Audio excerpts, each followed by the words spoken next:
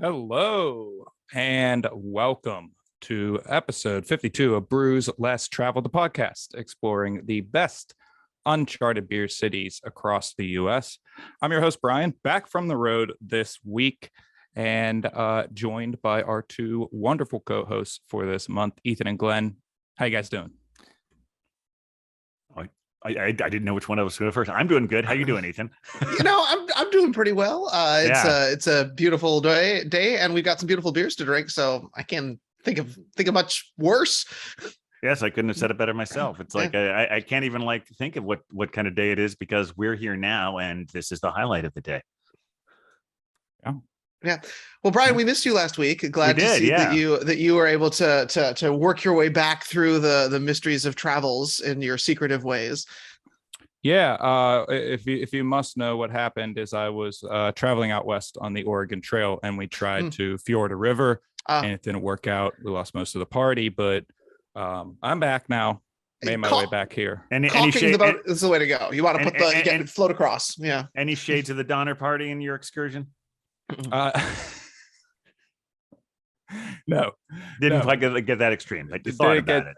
That extreme. All right. But I'm back, and we're back with another episode featuring the great Twin Cities of Minnesota, Minneapolis, and St. Paul. Tonight we're featuring Falling Knife Brewing Company out of Northeast Minneapolis. Our awesome beer club subscribers got one of these sweet Falling Knife stickers. Yes. Oh, yes. I got one as well. Here we go. And but even more importantly, we got two great beers. We'll be enjoying their Verbal Tip Hazy IPA and their All-Nighter Imperial Golden Ale. Oh, my goodness. And a treat on top of that, we're going to be joined by one of the founders of Falling Knife, Dan Herman, to get all the inside scoop on these delicious beers. Yeah. And like you guys mentioned, I missed out last week, really missed out last week. Shout out to Laura for filling in the hosting role last week. She did an excellent job. It was a great episode, and I just wanted to give everybody a quick update on something the crew touched on with Nico during that episode. So as we said, Minnesota has crappy restrictive laws around takeout sales for breweries. To recap, breweries cannot sell 6-packs or 4-packs directly to consumers and can only sell 25-ounce growlers and growlers and crowlers right? and they can do glass growlers as well. And breweries that produce over 20,000 barrels a year can't sell growlers at all direct to consumers. Or at least they couldn't until last week. Thankfully, Minnesota Governor Tim Walz signed the Free the Growler bill. Under this new legislature, breweries producing under 20,000 barrels a year can sell 4-packs and 6-packs now direct to consumers with a 128-ounce daily limit per customer. This bill also increases the cap on those larger producers, allowing breweries with an annual production up to 150,000 barrels annual. I already said annual. They can sell 64-ounce growlers direct to consumers. Huge news for the Minnesota beer scene, especially the smaller breweries. Yeah, I mean, this is some game-changing stuff, and I know, in the last year, certainly where Glenn and I sit here in Gotham City, we have seen all sorts of interesting changes that have allowed more beer distribution to happen here, and it's glad that Minnesota is jumping on that bandwagon a little bit to get the beers out to more people.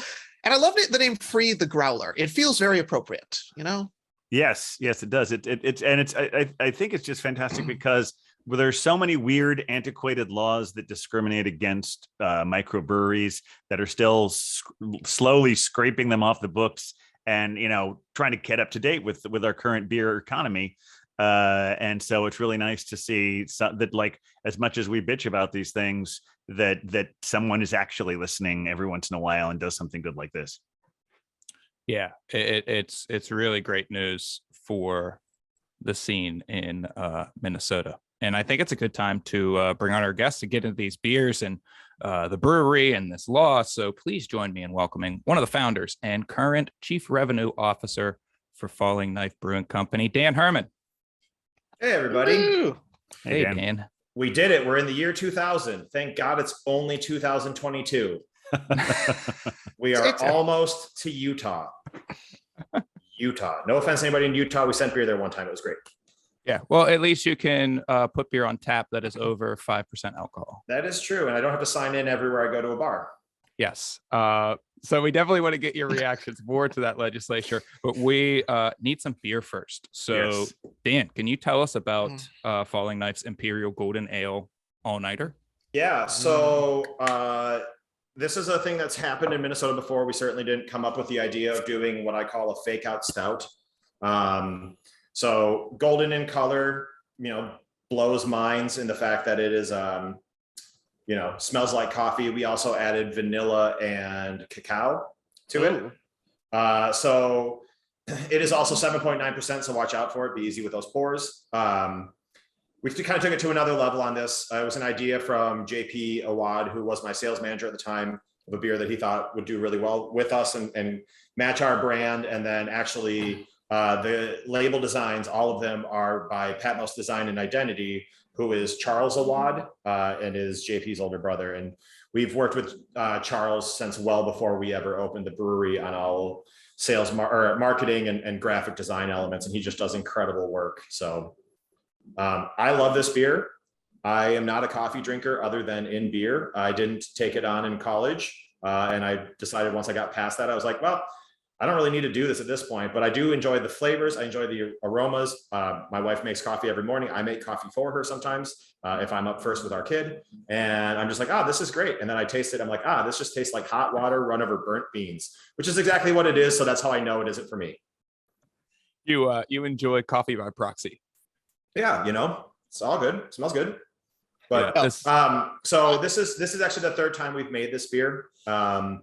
It is in collaboration with Earth Rider out of Superior, Wisconsin, up in the Twin Ports area. They have been also instrumental in getting us going. Tim Nelson has been consulting with us, helping us fill some gaps along the way that we have as a triumvirate of ownership. And Frank and all them, they actually just took a gold in oatmeal stout at the World Beer Cup, which is not their first major medal. So real brew firepower behind there, but we wanted to do a collaboration with them. They have a Duluth Pale Ale, so it's kind of like the 5.5% of this. And we just were like, well, we're Falling Knife, so we kick it up. And I really enjoy it. A lot of people enjoy it. It's fun when people come in the tap room, they're like, hey, do you have anything that's an amber? And we're like, no, not really. But we got this, and they're like, wow, this is incredible. So, and I agree. Cheers to you guys. Cheers for sure. Cheers. This is incredible. Yeah, it really is. People at home are loving it. I'm definitely getting a ton of coffee off the nose, which I love. And I know Glenn is a massive stout fan, so I'm curious your feelings on this one. Yes, and in certain areas, I'm known as Captain Porter Brown Stout. And yeah, because this month has been notably light on the darker beers, so this is a really nice thing to have. That like I didn't read it close when I read Golden Imperial. Sometimes these ones they'll call it like a white stout or something like that. So, but I wasn't until you really look at see that there's coffee and vanilla and cacao. And it was like, oh, okay, this is a golden ale with a stout profile, and it's really delicious. Love it. And the brew team does a great job of making like 7.9% sneaky. Yeah, this one definitely is going to catch up to me. I can already feel it. Yeah. So yeah, it's right there at that foreign export stout level. Mm-hmm. Yeah. Yeah. So cheers, guys. Let's get in some beer. Cheers. Shout out to chat. Thanks for joining us. Mm-hmm. Shout out chat. Shout out all of our subscribers. How Yin's doing? So let's move on and get into your feelings about that law change. Obviously, yes, huge for small breweries. Yeah, it's a really good thing. It's a step in the right direction. Unfortunately, it doesn't do all package, which was what I would have hoped for. And we didn't even get 32-ounce crowlers out of it. There's a lot of resistance to change in beer in Minnesota, which Ethan can probably speak to as well as I can. We only got tap rooms 10 years ago, 7 years ago, something like that. Like, honestly, we didn't have tap rooms until then. We can't have liquor. We can't have wine. We can't have more than one tap room. There's a whole bunch of laws here that are just restrictive. You have to navigate them. They don't certainly encourage business. We're only allowed to throw 12 days of parties that extend our premises in the city of Minneapolis. So there's a number of things that we're dealing with here. But going back to the 4s and 6-packs, it's good. It's going to benefit a lot of breweries. I'm also very excited even though we are one of the small breweries that the 5 breweries in the country that could sell beer out of their own tap room are now able to do that. A lot of them are good friends. I also just think that that was a really stupid law. So they're all scrambling now to figure out how to crowler. And we're like, hey, we were doing 2,500 crowlers a week at one point in the middle of the pandemic. So why don't you go ahead and come on over and we'll show you how to crank these out. Not that they need any lessons from us on that, but more than that, we had a backup crowler machine that we made available to any of them if they needed something to fill a gap in the short term. But it's nice. I don't know. I would have rather been able to sell 375 bottles as well, because we are limited to 750 milliliter bottles, and dark match, which is not around here. Oh, this is an even better example. Oh, we got props. I love it. Yeah. For 365 Days of Incidents #2, which is our anniversary party, we did a double stout, a double barrel aged stout. So it was in Heaven Hill barrels, and then we were gifted a Eagle Rare barrel. So we took a stout, threw it in there. When we went and sent it to get tested for alcohol, they actually thought that their machine was broken. They had to run it through 3 or 4 times because it came out at 17.7. All right. So, just your average cabin crusher, sitting on a pontoon boat. But I was forced to sell it in 750 milliliter bottles, and they were expensive bottles. Actually, not as expensive as they probably should have been, but I would have rather had that beer go twice as far with little shorties, and then somebody could have it at night and not, wake up dead. And particularly given that we're still in the middle of a pandemic, not having bottle shares, Minnesota, we have to be outside in the winters, and that's not as fun. So, but 17.7 makes it feel okay. But yeah, they ran it through 3 times. It came in at 17.7, 17.6, and 17.8. So they thought that they had just left wash in the machine to determine the alcohol. So that's my disappointment. I would really, really love to be able to sell any size package. I would much more prefer to be able to get to 32-ounce crowlers, because Nico talked about it. When Ball is looking at 49 states that need crowlers and 1 state that needs 750s, and there's an aluminum shortage, they go, hey, guess what? Sorry, you can't do it. Yeah. Now, is there a limit to the ABV in general in Minnesota? Are there any limits there? Same as federal. I think it's like 24%, something like that. Okay. I know there are a lot of states that have them capped it at like 12 or 13 for a while. Yeah. I mean, if there is anything nobody's ever talked about in Minnesota, and if so, don't be a narc. Yeah. Well, when you're ice fishing, you need something to warm you up. You need one of those 750 milliliter bottles of 17.7 is going to do it for you.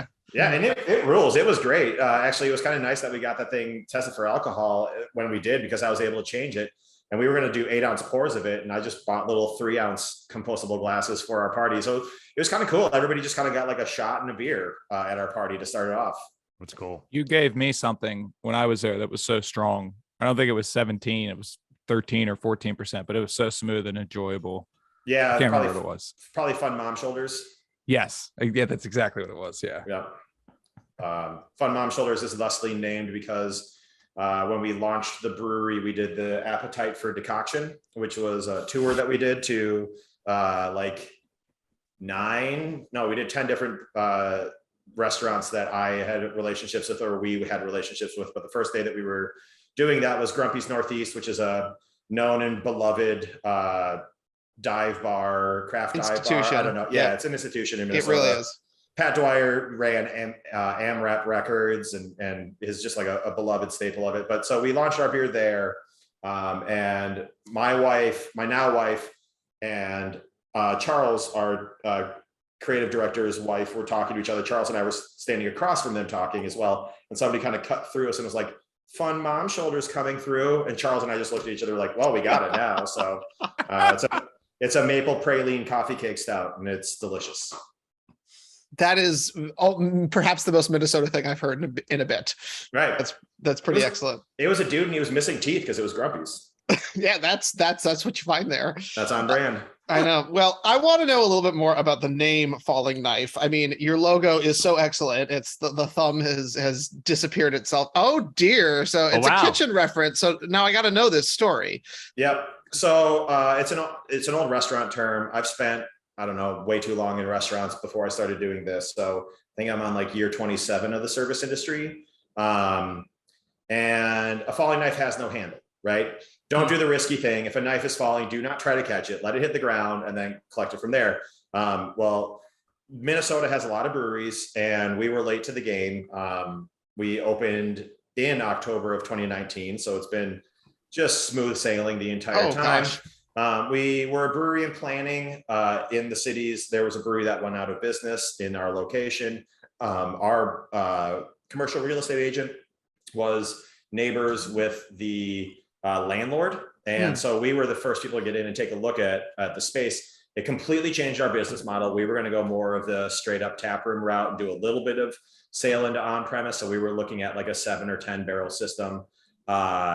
We instead have a 20 barrel system, but we spent about a year and a half completely retrofitting the place to be what we wanted it to be. We could have just like slapped paint on walls and then reopened as a different name for the same brewery, but that isn't how we really do anything. We want to do it well. We want to do it right from top to bottom, you know, beer, graphic design, marketing, photography, taproom experience, all of that. We knew that because we were kind of late to the game.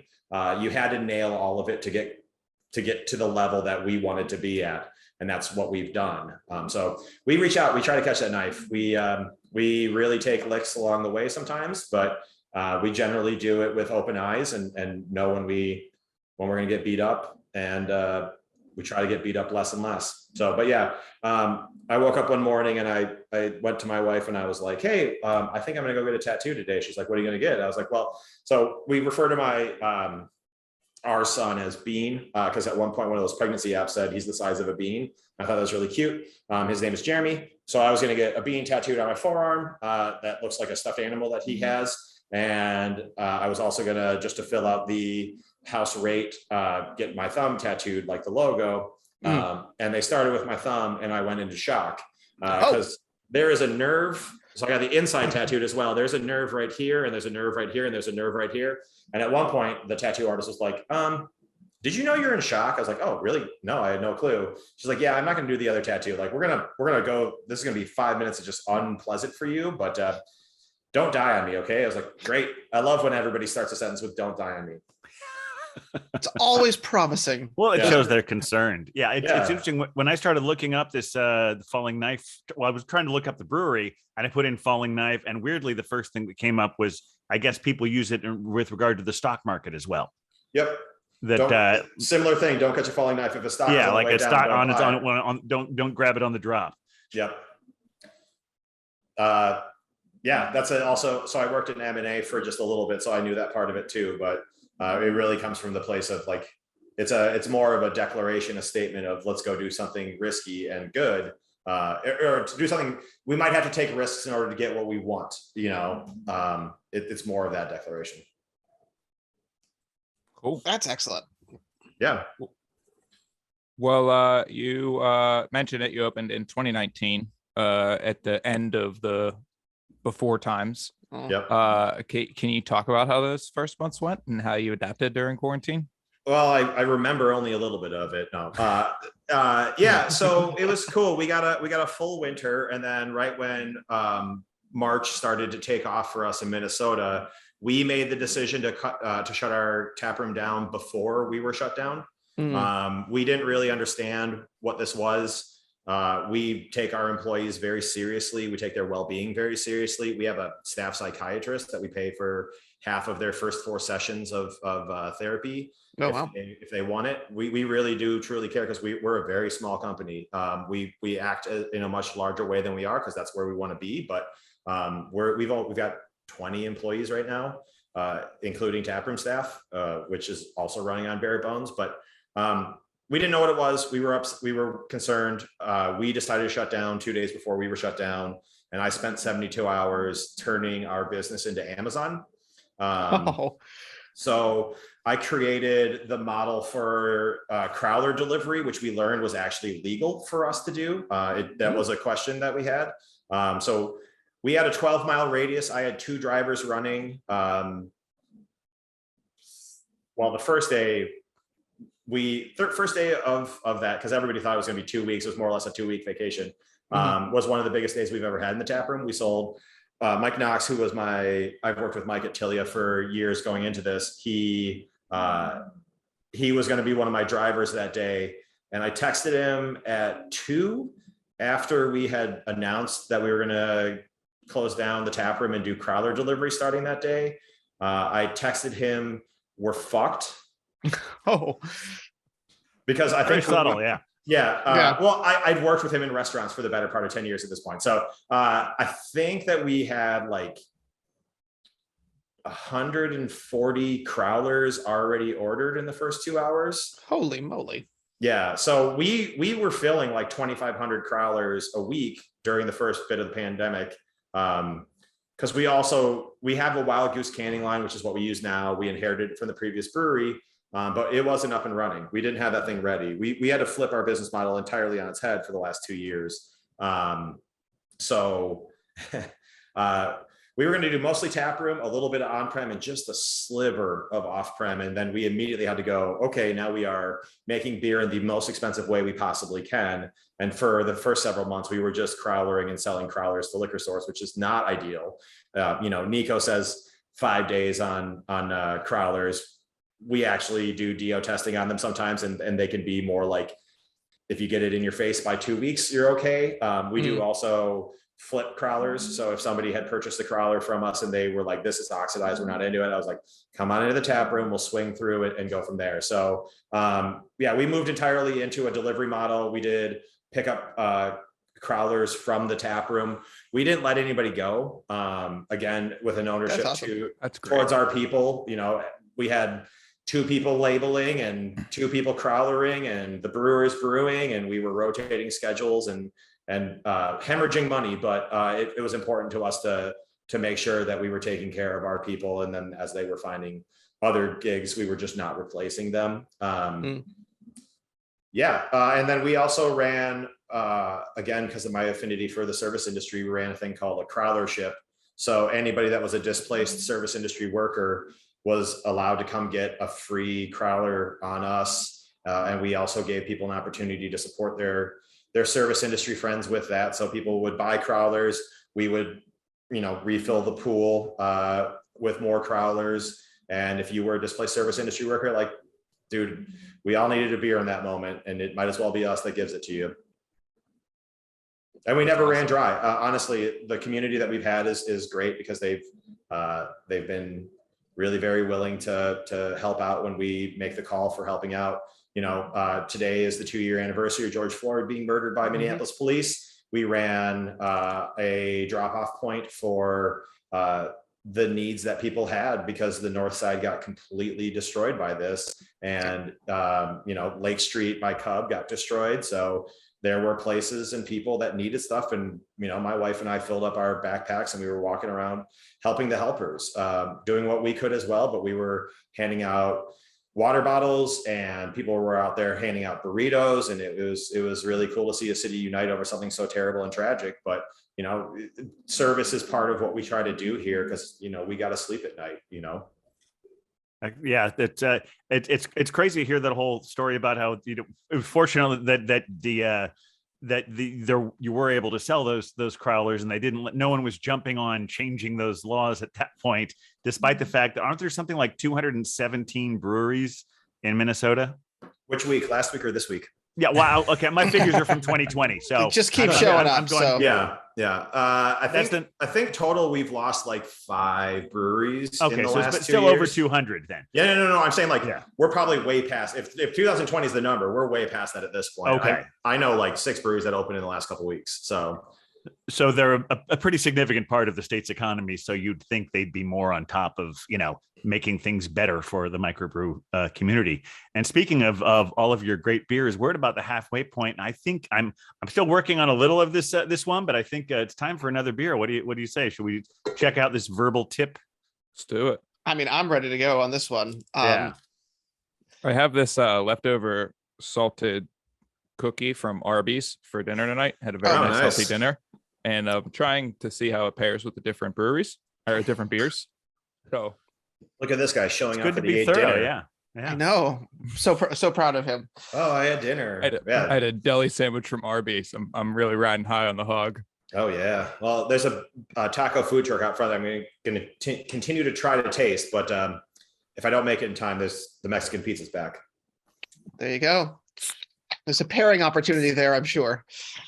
Yeah. So I will admit, when I was back on my misadventures, my secret adventures back to the Twin Cities to see my family, I did have my father pull a couple out, and he did pull this one out. So I have enjoyed this. And my old Minnesota father turns to me and he says, "Oh, Falling Knife, they're doing such good stuff." So I just want you to know that the OG hipsters of the world, Minnesota dads in their flannel and their boots, are definitely cheerleaders on this one. Yeah. And I loved this beer the first time I had a chance to try it. So I'm excited to have it again. Well, thank you. Yeah, it's a really, really excellent beer. So good time for me to call out the brew team. We have an excellent brew team here at Falling Knife. So Tom Berg is my business partner. He is the back of house to my front of house, to continue the restaurant parlance. So I'm in charge of all revenue generating things. So marketing, tap room, sales team, PR, whatever, festivals, whatever else you want to say about that. And then Tom is really the final straw on beer. Tom had previously brewed over at Wicked Wort. He's won gobs of, so the original hazy that came out in Minnesota was actually Tom. That was his recipe. Won gobs of like homebrew medals. He and I used to brew together in Primary Fermenters, which is a homebrew club here that actually just folded a couple of weeks ago. We kind of decided, I guess it kind of like went away and everybody kind of decided, but Ven down here is from them. Clutch is from Primary Fermenters. There's a whole bunch of professionals that came from that homebrew club. So shout out to Primary Fermenters. But Tom liked brewing a lot more than I did. I really liked recipe development and I really liked consumption. Cleaning and the actual like waiting for the brew process wasn't really my jam as far as homebrew goes. I won a couple medals too, but it wasn't really my thing. So Tom had like an honest to God 1 barrel nano brewery into his basement. And so I would just go over and brew beers with him and he could do all of the brew part. And we joked that I would like take a nap partway through the brew day. And then we would like split that batch later. But Tom, is definitely the beer side of this on our level. And then we also, when we opened up, we hired Robbie Denaway as our head brewer. Robbie's great. Robbie's a haze wizard. He came from, I think 5 years at Surly and a year at Fair State. And again, that old restaurant mentality of breweries. Right. Yeah. Really great ones where you learn a lot of like really intense process stuff. I attribute a lot of my skill in the service industry to, I worked at Kincaid's. So a fine dining corporate steakhouse for 7 years. And you learn a lot of stuff working in that kind of like regimented, everybody does it this way kind of thing. But Robbie, the corollary I use is like, when you open a restaurant, you go ask all the other chefs, who is the sous chef that is ready for their next shot, right? And Robbie's name came up over and over again in that circumstance. It's like, Robbie is ready for his run at it. We interviewed a lot of people. Robbie was far and away the best candidate. He came in for a second interview that he didn't realize was an interview. He thought it was just going to be like a meet the owners kind of stuff because that was not conveyed to him. So sorry, Robbie, that I immediately launched into corporate interview mode in that moment, but you did well, obviously, and you've been here the entire time. So yeah. And then we also have Al Erbach and Will. So we have 2 actual like on the floor brewers. Robbie will jump in when we need him to. And Tom kind of lives up in the upper level with me as far as like setting the path of things. Shout out to Jared. I'm glad you enjoyed the beer. Inspiration for the can art. So verbal tip, if you don't know what that is, it's an old I'd like to know. It's an old restaurant term as well. So somebody says, "Oh, you did a great job. I really enjoyed my meal. Here is 10%." So it is a verbal tip. And then, so the can art, as you'll note, is just kind of like the impermanence of money. So you can have a crown and you die. You can eat a scepter, literal money on fire, and the crumbling dollar sign. So that is where the inspiration for that can art goes. I feel like this is a good moment to mention, always tip your servers and your bartenders. Yes, continue to overtip them. Continue to overtip them. Particularly now, we're not out of this yet. Like, I was talking about this too, is like, if 10% more people come back, every restaurant's going to be in a way better place. And I'm not saying that if you're not comfortable with going out, you should go out. Do not. you're fine. Everything's good with that. But you know, I've had to have the explanation to people that they're like, oh, I do carry out. Okay, great. You know where restaurants make their money? On their booze. So you're not buying booze from them right now. So everybody's gonna have to raise their money or raise their prices on food, which should have happened a long time ago anyway. But it's not going to be Perkins prices for, you know, filet anymore. It's actually going to be what it costs to run a restaurant. Yeah, that's very true. Well, speaking of service industry and background, what you've got this sort of awesome tap room, and I want to know, with all these years in the service industry, kind of what do you think makes a tap room experience really stand out, and specifically what you guys are doing at Falling Knife? Yeah, so we talk a lot about the idea of a third space. So you've got your home, you've got your job. What is the third space that you go to? Where do you feel very welcome and comfortable? So if you've ever been to our tap room, which I know Brian has, we have two different spaces entirely. So what you guys are seeing in your backgrounds of your Zoom is our third space. So there's no TVs. You can't. You go there, you're going to talk to people, right? We do a vinyl DJ night every Monday. You can just listen to somebody that comes in and curates their own vinyl list. And then if you go into the back tap room, that's where our 100 CD jukebox is, which is curated by the tap room staff, as well as all the rest of the employees. Owners get a lot more picks than the employees. Sorry, guys. That's the privilege of ownership, I imagine. Right. It's the only place where there's 4 TVs. So Tom, Andy, our third business partner, who's the CEO and is in charge of operations, he and I had season tickets for a long time for the Timberwolves. Tom has season tickets for the Timberwolves. Currently, they're finally okay again. We'll see how this offseason goes. But we, during our playoff run, we were hosting games. We were hosting watch parties for games back there. And there's 7 pinball machines. So it's really more of that like bar-esque atmosphere. And you can also like stare into the brew house.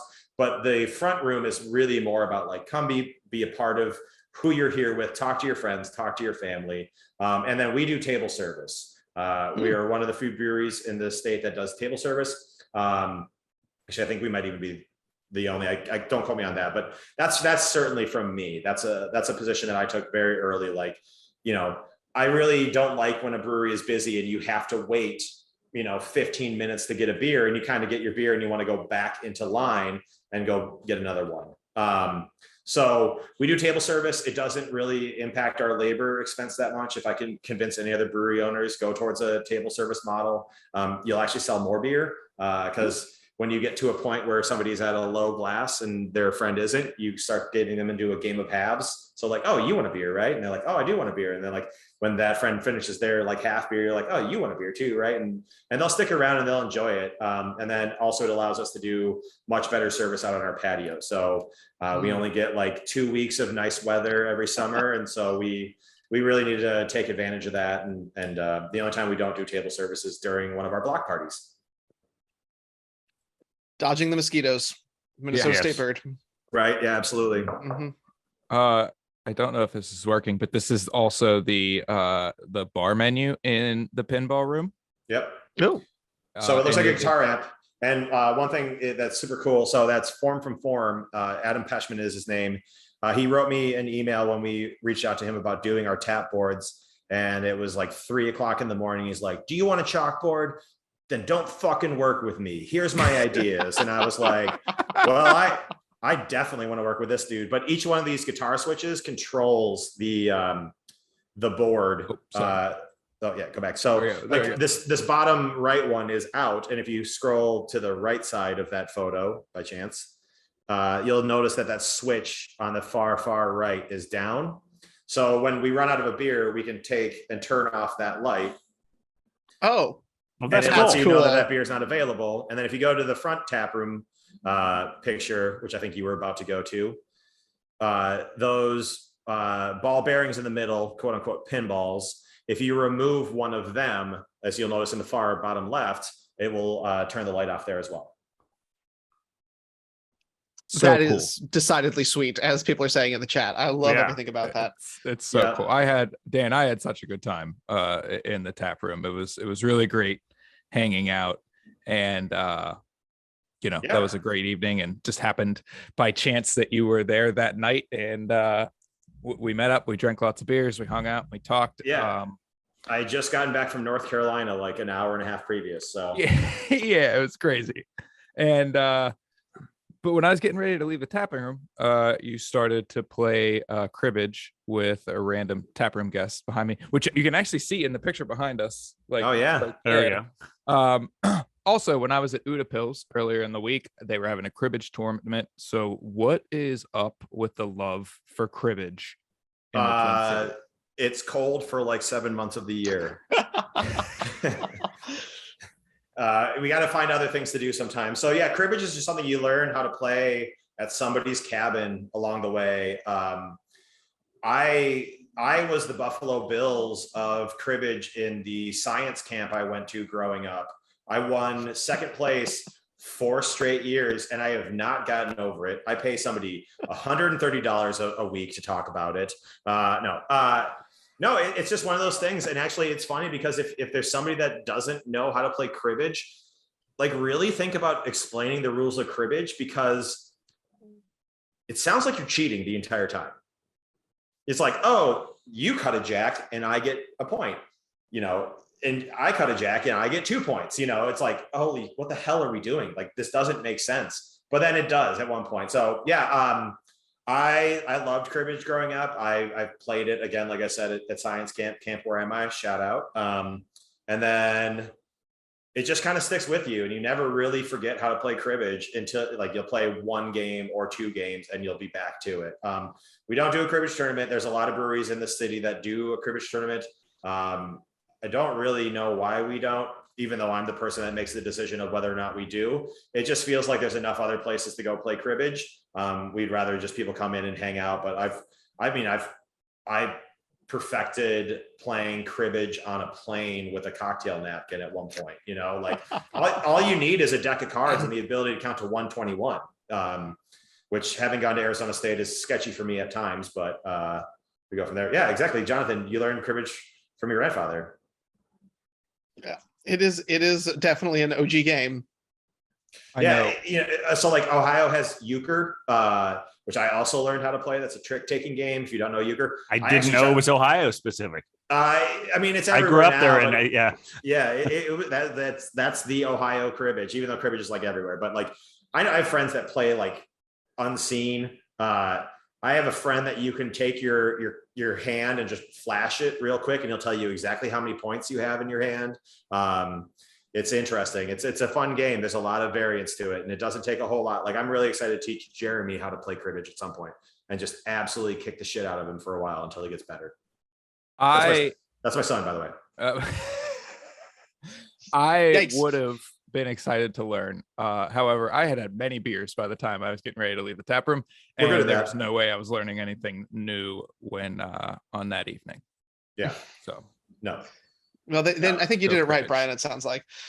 So a lot of people are planning, if you were watching the chat, are planning their trips just to come and join and check out your tap room and maybe rib on the Vikings a little bit while they're there.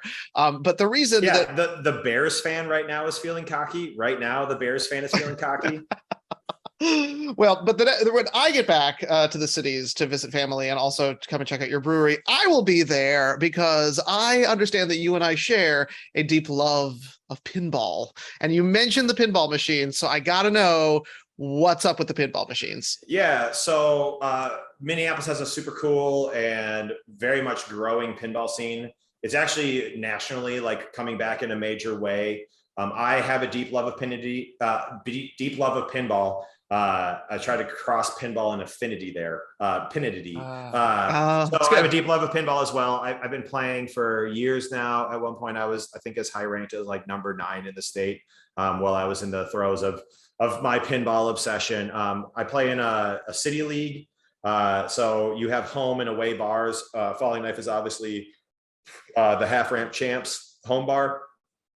We actually just on Monday secured the number 1 seed going into the playoffs against the former number 1 seed, who we'll run into in the finals in a couple of weeks.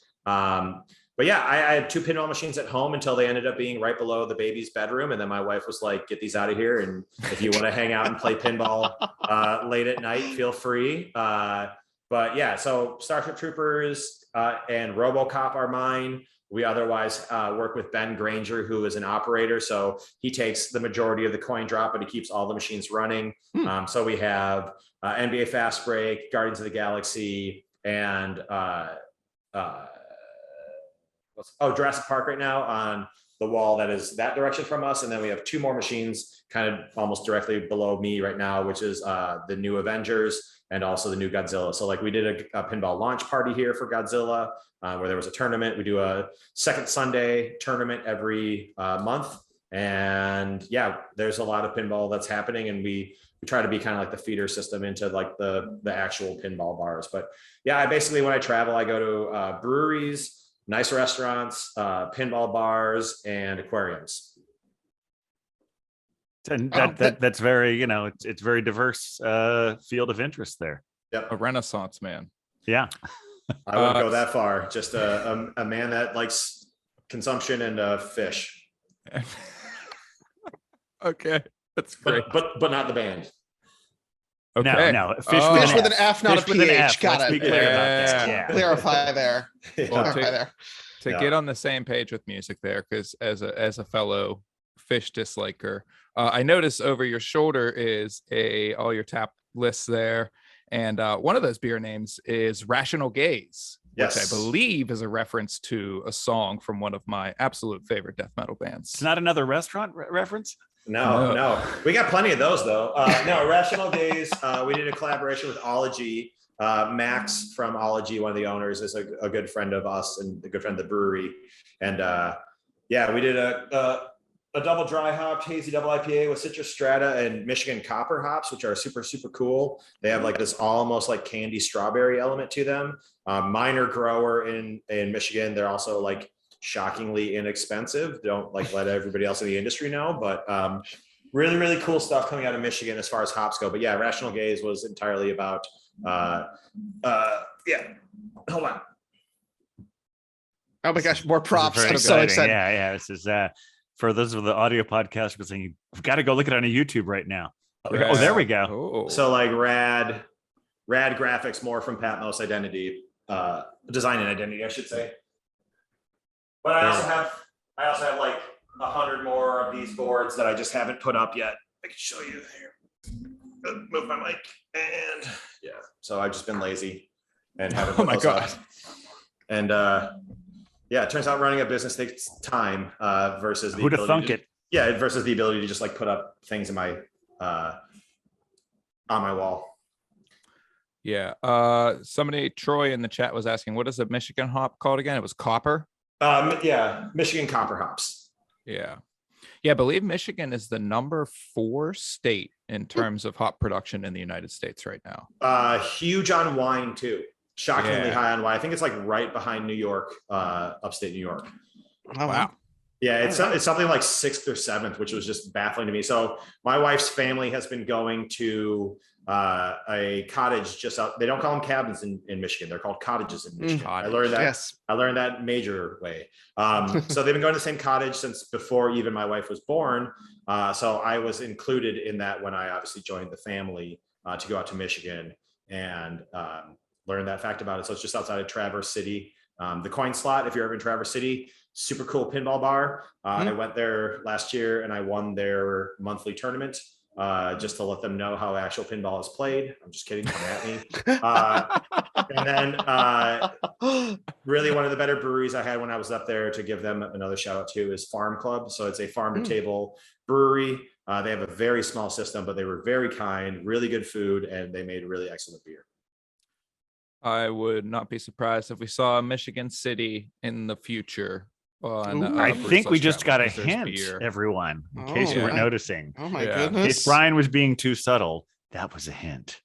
Brian, I'll be there the second full week of March, or sorry, of July, if that's when you're going to be out there.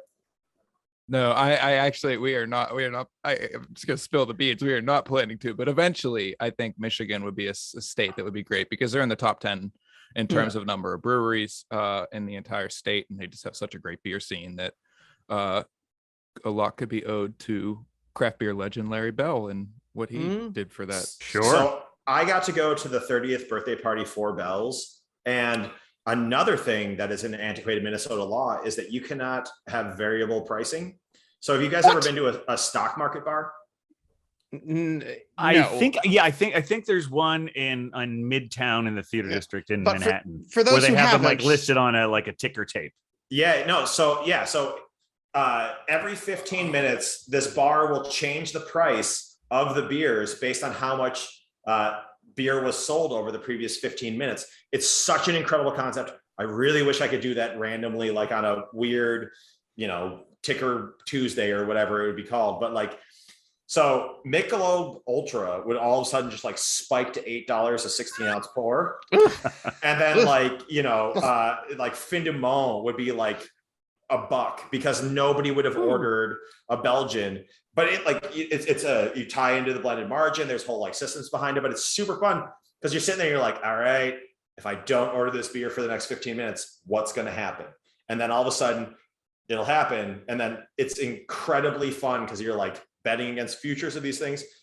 And it's also really fun because every once in a while, randomly, there'll just be a crash and everything just drops to like $2 for the next 15 minutes. And there's just like this rush of people to the bar to buy, the CBSs and the best things on that list in that moment. It's just like a really fun, really engaging way to deal with like going out to drink, which is like, I don't think anybody will be surprised, but like, I really enjoy like the actual service element of the service industry. So it's awesome. It was in Comstock, if I recall correctly, or it was in Kalamazoo. Those are right next to each other.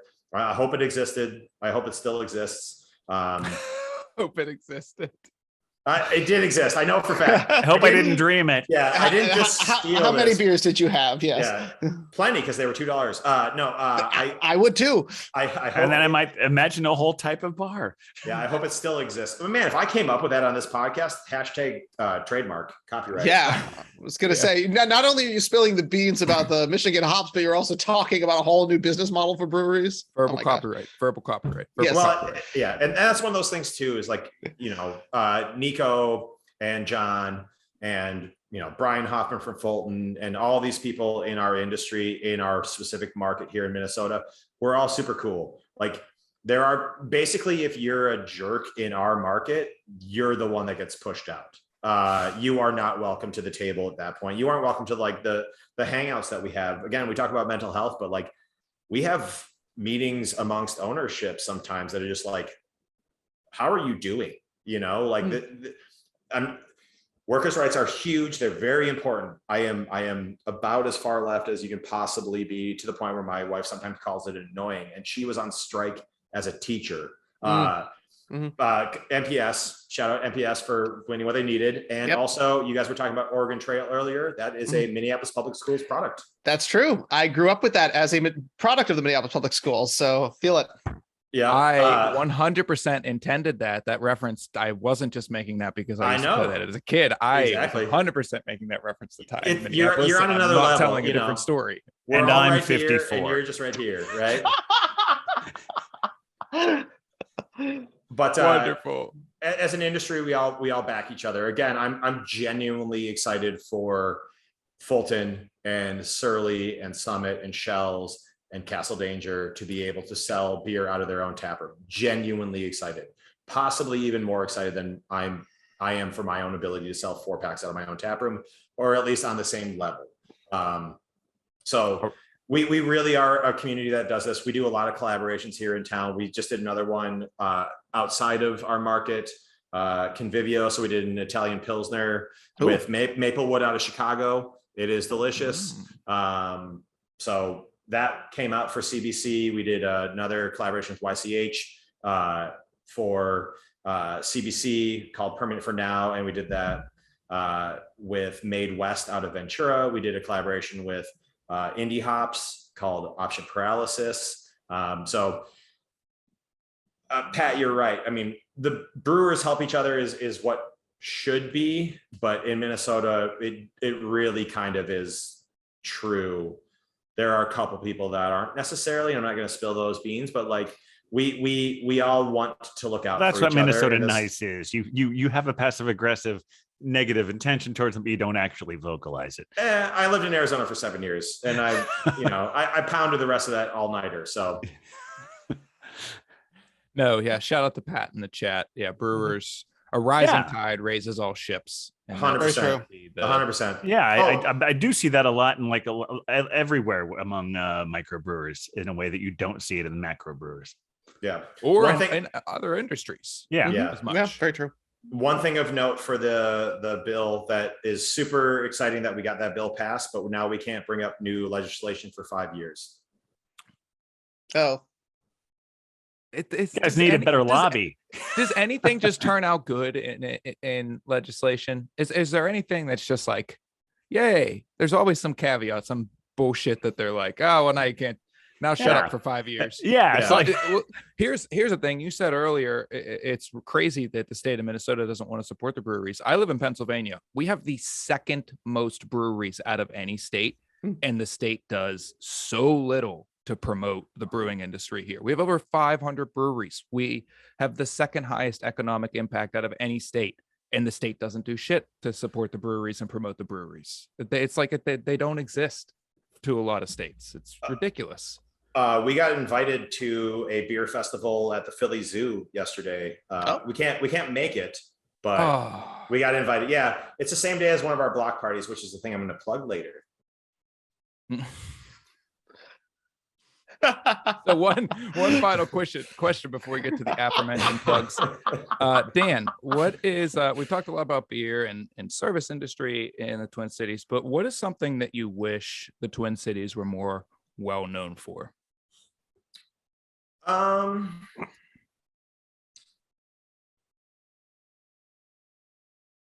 I think that Glenn, I'm not going to take a shot at you on this in any sort of way, but there's a perception about Minnesota people is that they're not very welcoming. There's the passive aggressive Minnesota nice. No. I mean, there is. Yeah. Everybody that moves in from out of town is like, oh, everybody's here so cold, which I think is really funny that they use that exact verbiage. But like, not we all. There is a portion of the population that comes from a very Norwegian, very Scandinavian background. My family's background is farmers, and I'm not speaking for the entire populace. There are a large number of Hmong people here. There's a large Black population. There's a large Asian population. There's all of these things.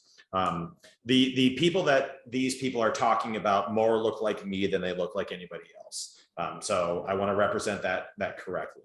But my grandparents are Norwegian, Swedish, Czechoslovakian, German. So it isn't necessarily that we're cold. It's just that's how we were raised by our grandparents and our parents, right? So we are much more welcoming, but you cannot come in with the fire. Somebody will come back here from Chicago or New York and be like, oh, I get it now, what somebody was talking about 5 years ago. But before the call, Ethan and I were having a conversation because he grew up in Southwest Minneapolis and I grew up in Edina, which is a suburb over from that. Mm-hmm. Fucking cake eaters, right? You can't tell me anything about Edina that I don't know. I was gonna say I didn't bring it up, but that's fine. Yeah. No. My first date with my now wife, she's like, "Oh, what school did you go to?" Thinking that I grew up in Southwest Minneapolis, and I was like, "Oh, I'm from Edina, but I'm not that way." And everybody will just like shit on Edina. If everybody doesn't know, so remember the movie The Mighty Ducks, and then the Adam Banks who came on later to join the team, and like. Was the arrogant rich kid. I grew up in that community. I was not that rich kid, but I know every single one of the people that you're talking about when you say that you hate Edina. And I found it to be pretty okay. But so we were talking about that, and really everybody knows everybody else here. If you don't know that person, you know 3 people that know that person. Again, my now wife, we went to a party together very early on, and she introduced me to my friends for the better part of an hour and a half. just honestly, we were walking around the party. She's like, "This is Jesse Stensby," and I was like, "Hello, Jesse Stensby." And because it's my friend Jesse Stensby, he's like, "Hello, Dan Herman. How are you? Good to meet you."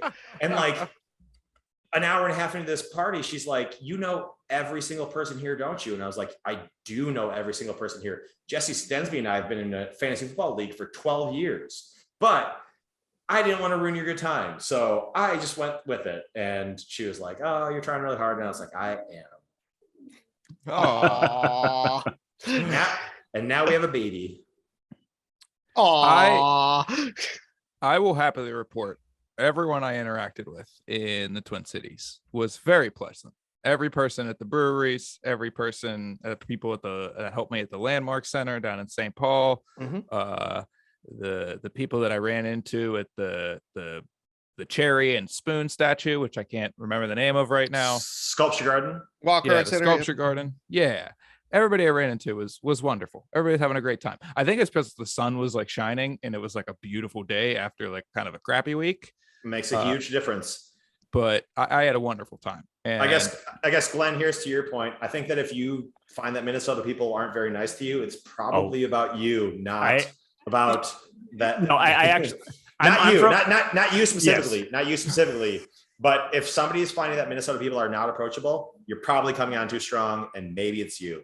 Honestly, I agree with you, Dan, because I don't really feel that way about Minnesota people. It was just because I grew up in Ohio, which is another version of that Midwestern thing, which also I think extends up into Canada. I think it was on my mind because I recently heard Sandra Oh being interviewed on a podcast where she was talking about the thing when they refer to like the Minnesota nice is the easiest way to say it, but it applies to all of those regions. There's sort of like just a little bit of passive aggressiveness sometimes where like you're not going to vocalize something that bothers you, but you're going to make a face and you're going to tell someone else later in your day about that person who wasn't very nice. Yeah. Oh, neat. Yeah. That was so great. That woman cut in line in front of me. I'm not going to say anything about it, but I'm going to tell you.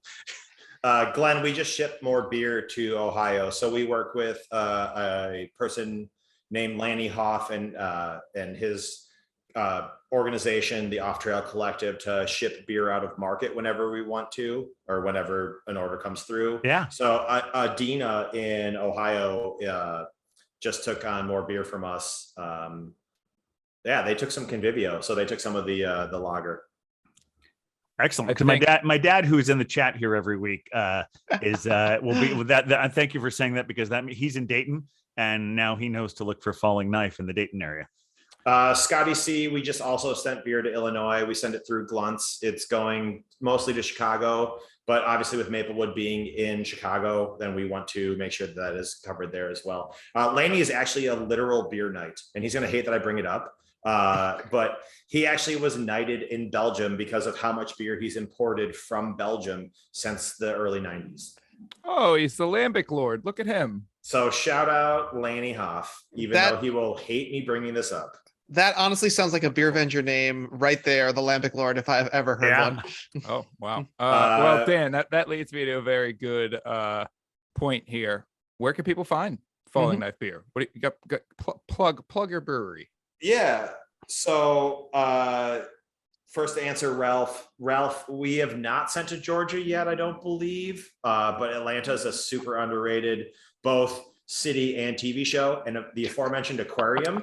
Love the TV show. Aquarium, great TV show. That aquarium is absolutely my favorite, with Vancouver #2 and the Shed Aquarium #3. Hot take.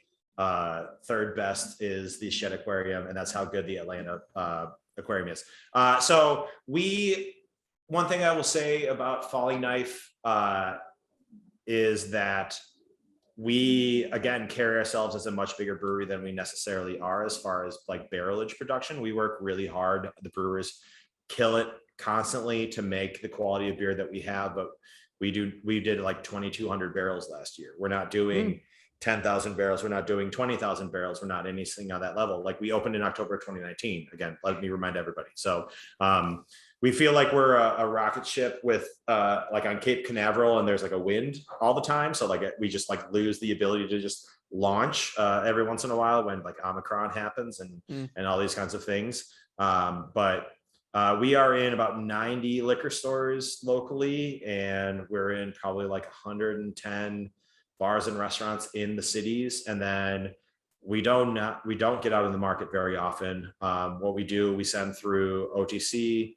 Tavor, or else you guys. And we very carefully choose what we're going to send out because we want to make sure everybody has a really good experience with it. So we've actually like held off a shipment out of market because the dates weren't so fresh, and we're good with our hazies really, really long. We have a centrifuge, which is a piece of equipment that we should not have at the size fancy that we are, but like it's a worthwhile thing because then we know the quality of the beer will last for a long time. And we do 30, 60, 90, 120, 150, 180. We keep nice. We keep beer back to see how well it ages. So we just got back something that was on a liquor store shelf, not even the shelf, but like they pulled it, and we just got it back. That's like 2 years old, and it was a TIPA, a triple IPA, and it was not as bad as I would have expected. So like, again, shout out to the brew team for making sure that the quality of product is super, super great. It makes my life a whole lot easier to be able to be like, oh yeah, we'll stand behind this beer, these hazies for 90 days, which is not something that generally happens in hazies. Shout out to low total package oxygen levels. Yeah, exactly. Like we're down in the 20s and 30s, where like 100 is great. But that's nice. That is very nice numbers. That's great. Dan, thank you so much for joining us. Thanks for supplying these great beers. Yeah. Thank you for having me. And thanks for the hangout, Brian. It was really nice to be able to hang out with you in Minneapolis for a while. I know that there was like one day crossover. You showed up early, and I was like, I'm still in North Carolina, man. Yeah.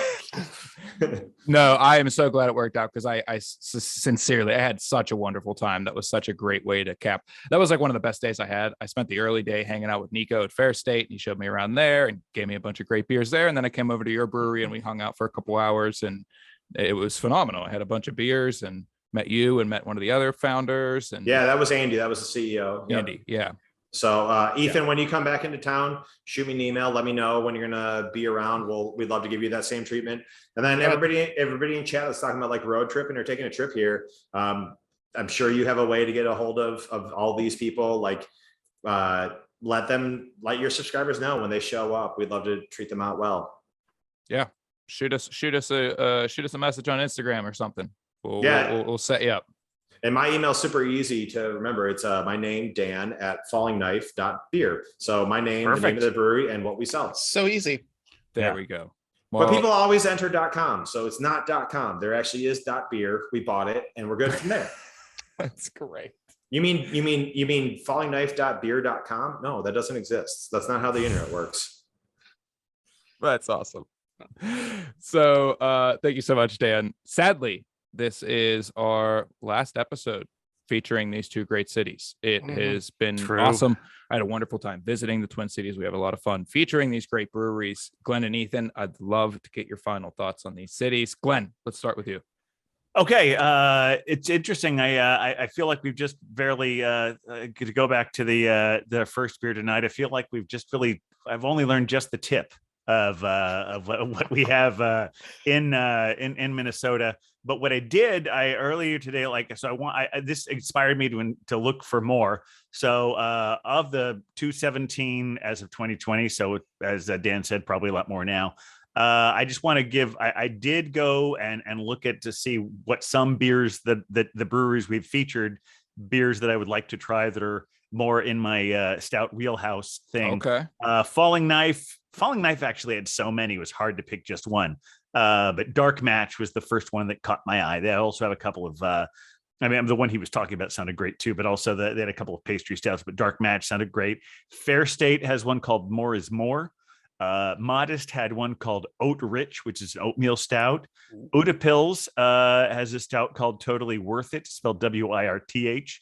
Lake Monster had one called Murmur Milk Stout. And in addition to that, I need to go back because our conversation a couple of weeks ago about the Juicy Lucy, I have to try one of those from the source. And the one that it's great. I mean, we mentioned, like I said, over 217 or more. That card, I'm going to bring it up here. We mentioned about 12 or so that are on this card.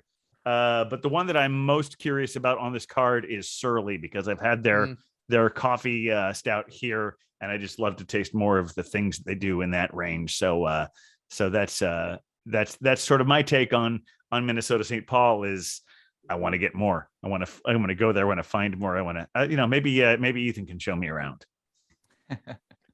And speaking of Ethan, our resident Minnesotan for this month, Ethan.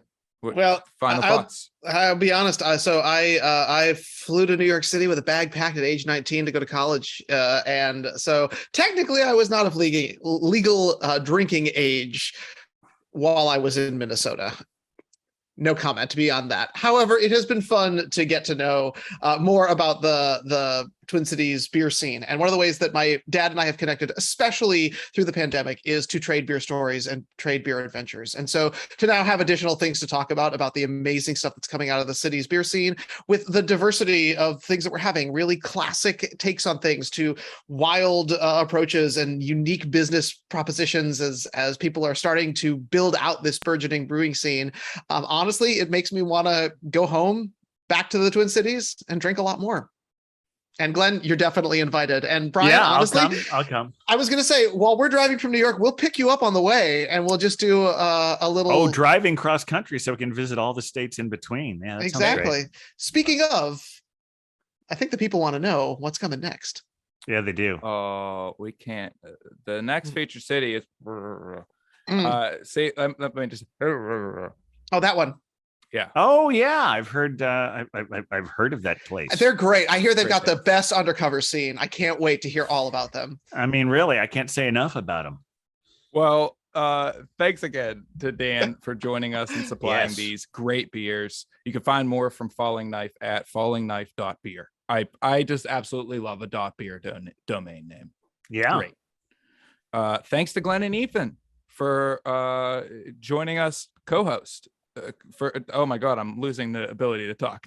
These are great beers, guys. We've been here for co-hosting this month. It's been a pleasure. It's been a joy. I hear you host another podcast. Please plug your podcast. Well, that's right. That's the Beer Vengers podcast. You can see right there on your screen. At the Beer Vengers is where you can find most of our stuff. Yes, Ethan is giving you a full view of that, where we are Captain Porter Brown Stout and the Beer Wonder.